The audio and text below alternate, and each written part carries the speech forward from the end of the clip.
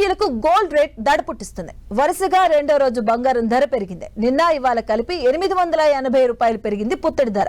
దీంతో హైదరాబాద్ లో 24 carats gold 10 grams ధర 90,440 రూపాయలుగా ఉంది. ఇక 22 క్యారెట్స్ 10 గ్రామ్స్ 82,900 రూపాయలుగా పలుకుతుంది.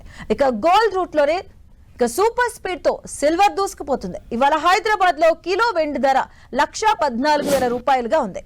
గోల్డ్ రేట్ ఈ వారం రెండోసారి ఆల్ టైమ్ గరిష్ట స్థాయిని తిరగరాసింది. 2024లో గోల్డ్ రేట్ 14% పైగా పెరిగింది.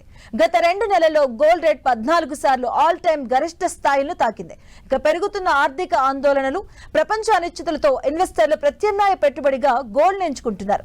దీంతో గోల్డ్ పై పెట్టుబడులు అమాంతం పెరిగాయి.